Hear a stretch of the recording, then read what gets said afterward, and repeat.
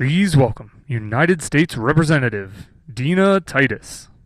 Please welcome.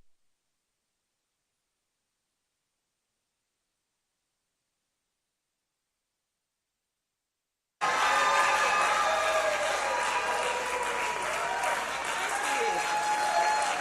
thank you very much. Nice to see you. Wow, thank you.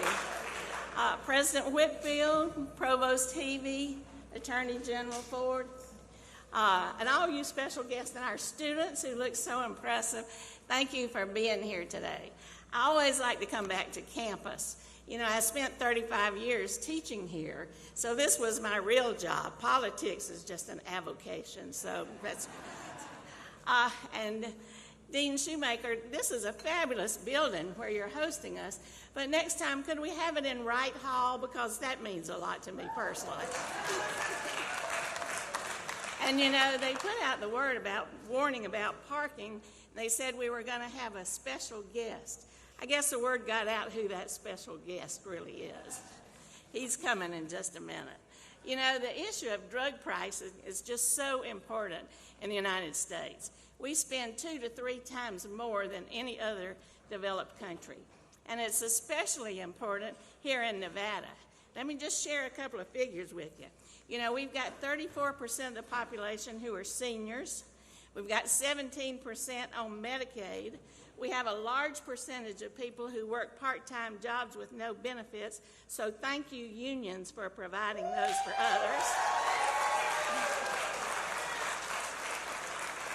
We have one of the highest uninsured populations in the country. We're at 11.4% compared to the national average of only 8.5%. And healthcare costs are growing faster in Nevada than the rest of the country, 7.7% increase year to year compared to the national average of 5.7%. And we rank very high on a lot of the sick lists, whether it's suicide or cancer. So this is a very important issue to the people in my district and all across Nevada. You know, internationally, it's important. $603 billion spent last year on prescription drugs, and this is a problem that's compounded by the pharmacy benefit managers who control nearly 80% of the prescription drug market. So it's a problem, and it's getting worse. We've been trying to address this since Medicare Part D was put in place, and finally, after a number of decades, we passed the Inflation Reduction Act, and now Medicare can bargain for prices. It's wonderful. These negotiations on some of the top, most expensive drugs make a tremendous difference. And now it's 10 to 20 of those drugs. We hope to expand that to others. Now it's for Medicare patients. We hope to expand that to others as well. So that Inflation Reduction Act, we're very proud to have passed, without any Republican votes, I might add, that did, among other things, address this cost of prescription drugs. And isn't it interesting that some of the private companies are following suit, limiting insulin at $35 a dose? Now suddenly they find out they can do it too and still make a profit. You know, in a country like ours, people shouldn't have to split their medicines with their family members or friends. They shouldn't have to skip a dose because they don't have enough and want to spread it out longer. They shouldn't have to choose between medicine and food. And with this act, I think that's going to start to happen. You know, our president made a commitment in his support for that act. He's not going to cut benefits. He's going to expand benefits. He's going to make Medicare more solvent by 25 years.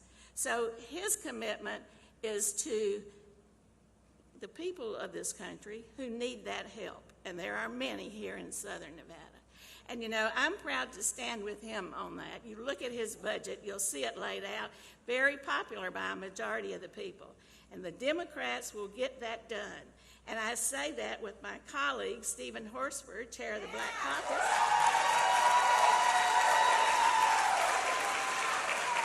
So we're ready to go to work and support our president. You know, when he shepherded Obamacare through the Congress when he was vice president, That was a big deal. Well, this is another big deal. And you are the experts in this field. We need your voice, we need your advocacy, we need your strength, and we'll get it done. So thank you very much for being here, and we'll soon hear from that special guest.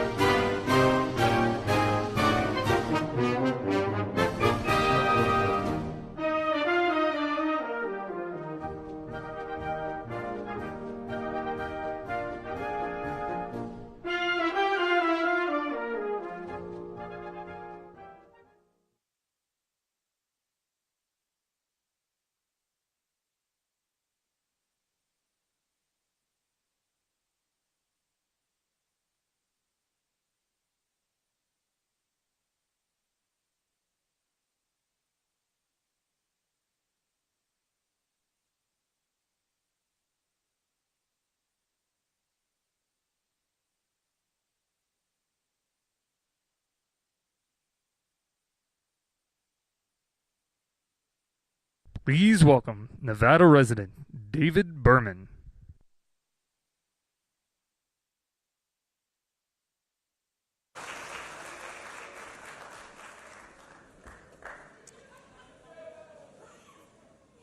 They gave me a script to work from. It's my script, I wrote it. But I have to change the first two words, which were good morning.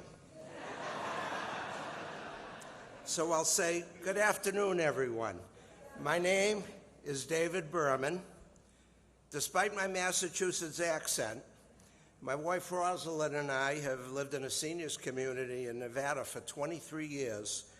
Before that, I served in the United States Air Force, and then I practiced law, and I've been a type 2 diabetic for even longer than that. I want to show you what keeps me alive. Diabetic injection pen. I take a shot with each meal every day, but that's not all. Here's another one. This is a slower acting insulin. I take a shot before I go to bed. I think all the white coats understand how that works. And that keeps me from dropping too low on my blood sugar at night.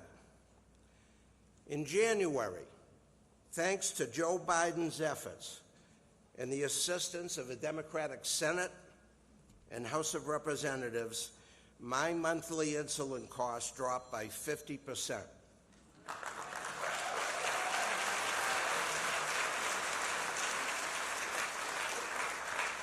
And I know that countless Americans saw their costs drop even more. That's real money in my pocket, folks.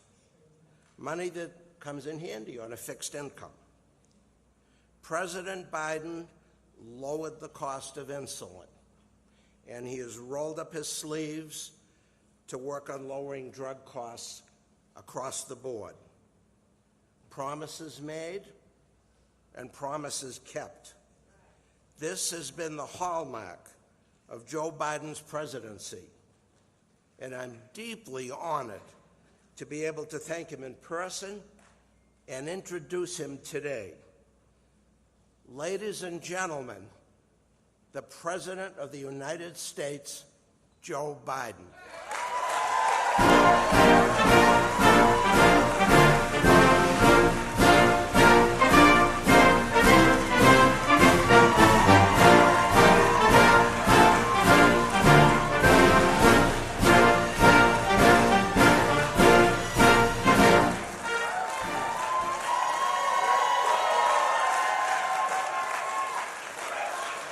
Is there a doctor?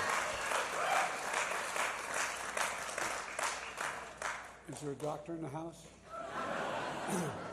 Are there nurses in the house? Where are the nurses? Now look, I've been a significant consumer of health care, my family has. Doctors let you live. Nurses, male and female, make you want to live. No, I'm serious. The single most underrated profession in America are nurses. Nurses. I mean it.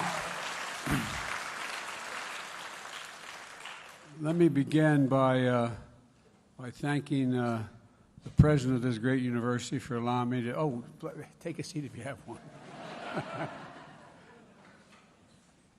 Professor Whitefield, thank you, President, he's a professor as well, but thank you for allowing me back on campus. I've gotten no additional degrees in the lately, but thank you for letting me be here. And David, thanks for that introduction. You know, I really mean it. It makes a difference in people's lives, what we're doing and what you all are supporting. And Dina Titus and Steve Horsford, two of the best members of the Congress that I've ever dealt with. There you are.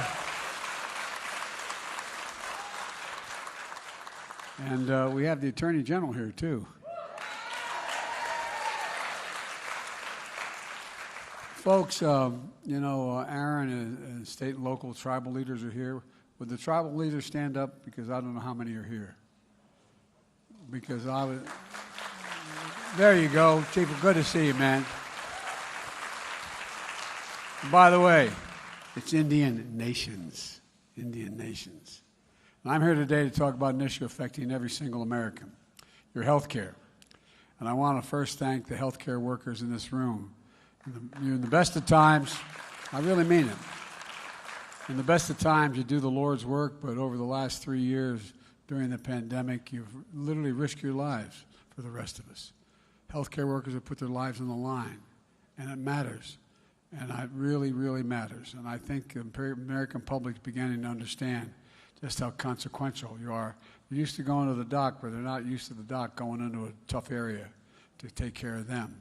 And we lost 1 million people, and we would have lost a lot fewer if we started earlier, not because of the doc's decisions, but because of other decisions made. Oh, wow, I didn't see you all up there. Holy mackerel. Don't jump. Don't. Well, all Americans deserve peace of mind that if illness strikes or they have an accident occurs in their family, they can get the care they need, but they can afford the care they need. But the truth is, too many folks lie in bed at night staring at the ceiling wondering what they would do if something happened. If their spouse got a serious illness, or if they got very sick, or their child got sick, if something happens to them. You know, I remember we lived in I raised in a normal middle-class home back in Delaware, a 3-bedroom house with 4 kids, and a grandpop living with us, a split-level home. And my bedroom was next to my mom and dad's, me and my 3 brothers. And we had 2 sets of bunks. And you could tell when Dad was restless. I remember one night, true story, one night my dad, I could feel like he was rolling in bed because the headboard was hit the side of the wall. And I next morning I said, God's truth, I asked my mom. I said, I was in, I think, junior in high school. So what's the matter with Dad? She said, we just lost our insurance. His business was no longer going to cover insurance for the employees. It was a consequential decision. It affected my dad and would have affected if any one of us had gotten really sick. What happens? Do you have to sell the house? Do you have to make some kind of sacrifice that exceeds what is actually reasonable? And it's about your dignity. You know, do you have enough insurance? Can you afford these medical bills? If it gets bad enough, do you have to do something drastic in order to pay for it? And for seniors on fixed income who often need expensive medications to stay healthy, the constant question is, can they pay for the medications? Can they pay the bills without giving up the important elements of their lives? Because the bottom line is, at the end of the month, do you have enough to pay all that you need and take care of the exigencies that occur? It's not just the elderly. It's almost every family out there. It's not just your health. It's about your dignity. It's about your security. That's why my administration is focused intensely on getting more people affordable health care by lowering prescription drug costs and giving families just a little bit, as my dad would say, just a little bit of breathing room. We passed the historic laws to get that done. And now we're moving quickly to implement those laws so people can feel the effects of what we did. We passed them last year, but they didn't take effect until January.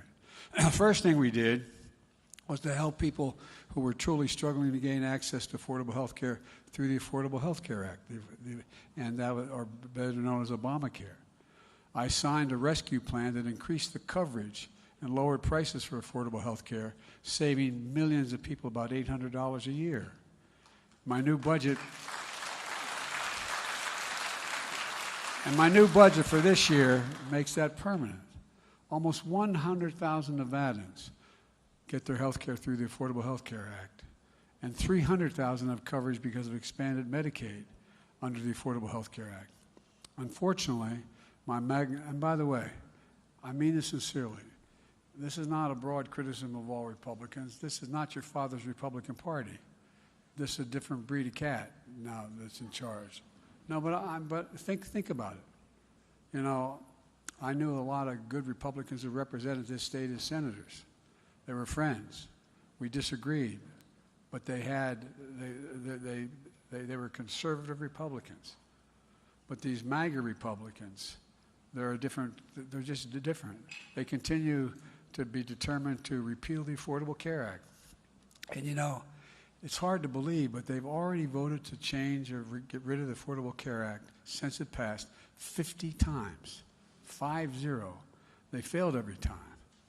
And the one thing I want you to know about the Affordable Care Act is that the way for people with pre-existing conditions to get health care, if you have a pre-existing condition and you can't afford your health care, private plans, you do not get coverage anywhere. And this is the only outfit. If in fact you do away with the Affordable Care Act, if you have a pre-existing condition, you don't get coverage otherwise. If MAGA Republicans had their way, as many as 100 million people with pre-existing conditions would lose their protection. That's a fact. And folks, look, the Affordable Health Care Act also means by which millions of hardworking Americans have access to preventative care, like cancer screenings. MAGA Republicans put that at risk as well. Nearly 40 million Americans would be in danger of losing coverage completely if they were to succeed. We're making health care more affordable in other ways as well. Last year, I proposed a piece of legislation called the Inflation Reduction Act, which we got a lot of things done bipartisanly. This one, there was not any support on the other team at all. But the result of the law is that seniors on Medicare get common vaccines for things like tetanus, whooping cough, shingles. They get them for free now. They used to cost them up to $200 per shot, average $100 per shot. The new data released today shows that if our plan had been in place in 2021, 3.4 million seniors, including 24,000 Nevadan seniors, would have saved an average of $70. You know, America spends more on prescription drugs than any advanced nation on earth, more than any advanced nation on earth. You name the drug you have to take, and I can take you to France and get it to you a hell of a lot cheaper, to Canada, England, throughout Europe. It's not fair. But after decades of trying to take on Big Pharma, we finally won. Now, instead of paying whatever the drug company wants to charge you, Medicare will be able to negotiate prices. Medicare provides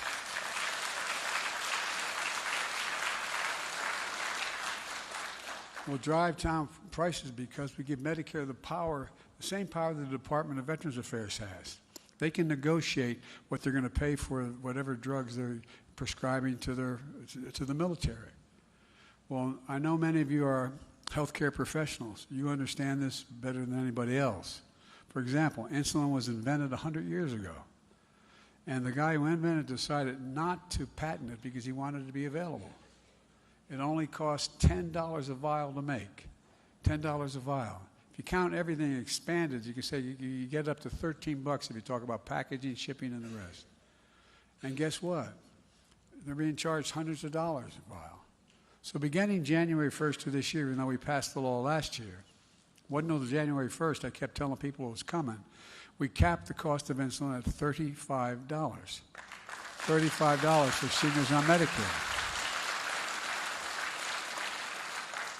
And folks, if it had been in effect in 2020, nearly 11,000 Nevada seniors would have saved an average of $439 on their insulin. But I've been calling on my colleagues to cap the cost for everyone, including 200,000 children who have type 1 diabetes, who need insulin every day to stay alive. I was doing a town hall meeting in Northern Virginia last year, and a woman stood up, a very sophisticated lady. She said, I have 2 girls. They both have type 1 diabetes. And she said, and I can't afford it. So what we have to do, we have to ration the insulin between them.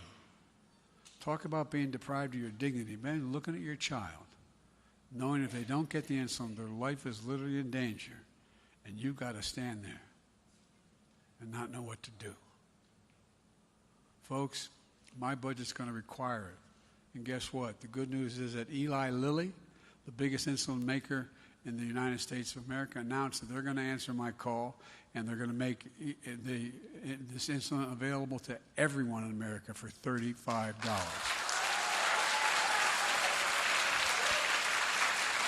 And yesterday, Novartis, another drug maker, announced they're cutting their prices for insulin as well.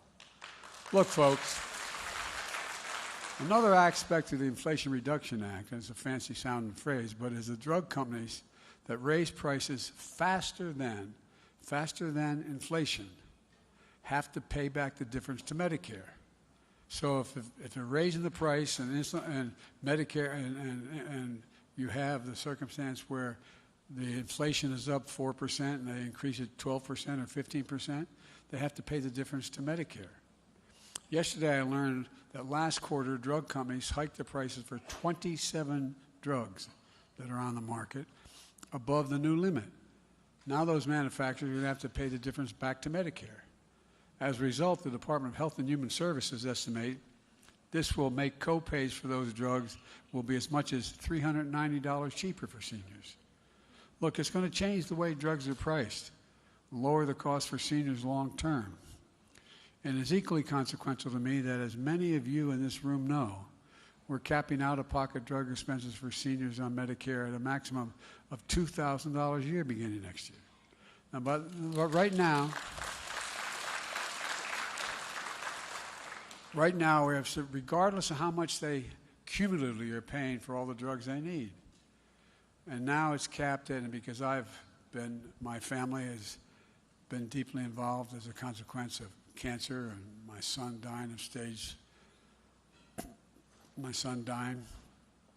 stage 3 glioblastoma because he was exposed to those burn pits for a year in Iraq. Anyway, you all, how many here have had you or a family member be diagnosed with cancer? Raise your hand. It's probably, as the docs know, the most devastating word they can tell a patient. You got a serious heart disease, you may die. That's worrisome. More people die of heart disease than they do from cancer. But cancer scares the living hell out of every single person. Well, folks, you know, a lot of those drugs now that are available that are very helpful. And by the way, I've declared war on cancer. We've set up, no, I really have. I've gotten $5 billion for cancer research through NIH, like we did through the Defense Department for special weapon systems, the same system. But here's the deal. Some people are paying $10,000, $12,000, $14,000 a year for expensive treatments like cancer drugs. It's going to give seniors certain peace of mind because no matter how much they pay, they're not going to, how much the bills are, they'll never have to pay more than $2,000 a year for all the drugs they consume. It changes the peace of mind people have. And guess what? It's going to save seniors money. It's also going to save the government money. My Republican friends say, what are you going to cut taxes for the wealthy? I said, no, I got a better way of saving money. Not a joke. If, in fact, you limit the amount of money that can be charged to reasonable prices by the drug companies, you know how much we'll save this year? $160 billion. $160 billion. Why? Because it's $160 billion less they have to pay out to provide the drugs for the seniors. So it's not only the right thing to do, it is a conservative thing to do in terms of cutting the federal budget. But here's the deal. As I've said, this is not your father's Republican Party. The mega Republicans in Congress don't think any of this is a good idea. They think big pharma should be able to make the exorbitant profits at the expense of the American people they've been making. And they want to repeal the Inflation Reduction Act. Roll back savings for seniors, add to the deficit another $1.6 billion, and continue to line the pockets of big pharma. Look, I'm a capitalist. I want, if you go out and make a lot of money, go make the money. Just pay your fair share. Just your fair share. No, for real. I have no problem with company making reasonable profits, but my Lord, not on the backs of working families and seniors. And this is really what gets down to it. It's about fairness and decency, and providing people some dignity. Last week I released my budget. I met, by the way, and I apologize to the press that's here. They're tired of hearing me say this. I met with the new Speaker of the House. He said he is threatening that we're going to let the federal debt not get paid and put us in turmoil. We've never done that in American history. And the debt is accumulation of debt over 200 years. That's the debt we're talking about. And And I want to I said, look, I'll lay out clearly what we support. I'll lay out my budget on March the 9th. You lay out your budget, and we'll negotiate. We'll negotiate. Well, you know, my dad used to have an expression, for real. He said, Joey, when someone said, I tell you what I value, he'd say, don't tell me what you value. Show me your budget. I'll tell you what you value. Show me your budget. No, really, think about it. My budget takes steps to lift the burden on seniors and hardworking Americans, so at the end of the month, after busting their necks and their whole lives, they have a little bit left over. That's what it used to be at our kitchen table. At the end of the month, is there anything left? You better pay anything, do you have a little bit of room? And again, it's about fairness, it's about your dignity. I value everyone having a decent shot. My Republican colleagues now in the House of Representatives, I think it's fair to say, not every one of them, most of them, are now at a point where they have a very different value set. We're strengthening Medicare and Social Security instead of threatening to eliminate them. And the MAGA Republicans in Congress are threatening to do. You know, when I don't know whether you saw the State of the Union, but it was kind of a fascinating thing. No, I didn't say for that reason. I was a senator a long time. I'm used to dealing with and speaking to the Congress and the Senate. And so I'm comfortable when I'm doing it. Well, I was standing up there before all the members of the House and the Senate, and I read the programs which some of the leaders had put forward to, in fact, cut Social Security and cut Medicare. And the gentle lady, as they say, from Georgia, in the mountains of Georgia, stood up and yelled, liar, liar. And then that generated, last time somebody did that, by the way, they got censored. But no, I'm not joking. But here's what happened. Then another half a dozen yelled, liar, liar, we're not going to do that. I said, oh, if you remember, I said, oh, you're not going to cut Social Security and Medicare? And they said, we're not going to. And so the whole group said, everybody who's not going to cut Social Security and Medicare, stand up. They stood up and hollered. Well, they're all on film. I hope it's true. I hope they've gotten there. But I'll believe it when I see it. Look, you paid for Social Security from the time you got your first check when you were 16 years old, working as a lifeguard or something, okay? And I'm determined to protect them both. There's ways to protect them without cutting them. Look, let me close with this. You know, let's finish the job. Let's protect the lower prescription drug costs for everyone. Let's expand health care for more people to get care. Let's keep building the economy from the middle out and the bottom up, not from the top down. And by the way, when that happens, when the middle does well and the bottom rises, the wealthy still do very, very well. And no one, I commit to you, and I committed to this when I got elected, when I was running, no one making less than $400,000 will see a penny in federal taxes raised as long as I'm President of the United States of America. But look, but again, it's about just paying a fair share. When I got elected, there were, I think it was don't hold me to the exact number, 690 billionaires in America. There's now 1,000. You know what the average federal tax they pay is? THREE%. 3. They pay a lower tax rate than the custodians in this building. They pay a lower tax rate than any of you, basically. And so it's just not fair. I think you should be able to be a billionaire if you can earn it. But just pay your fair share. Just pay something. By the way, you know, everybody said, well, how was I able to have these new programs and still cut the deficit $1.7 trillion the last 2 years? Well, it's pretty straightforward. There were 550 companies of the Fortune 500 that made $40 billion that didn't pay a penny in tax, zero, nothing in taxes. So I said the outrageous, and we got votes for it. I said they ought to pay a minimum of 15%. 15%, that's less than y'all pay. Guess what? It allowed me to cut the deficit. So folks, this is about just basic fairness and decency. There's nothing radical about what I'm proposing. And if you look at the polling data, it's overwhelmingly popular, what we proposed.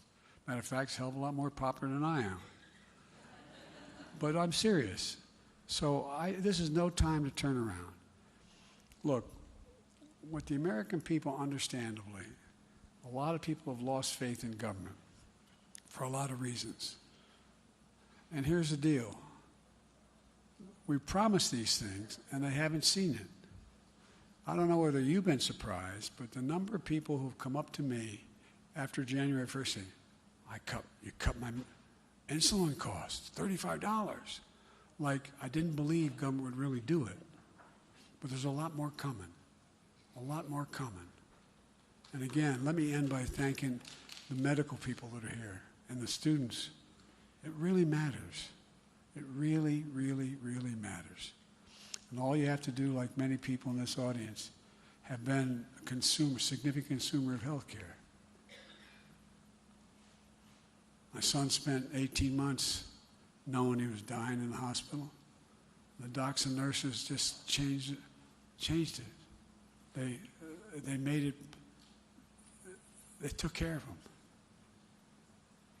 My wife and daughter were killed in a trucking accident. My 2 boys were expected not to live. You guys saved them. And you saved their sanity as well.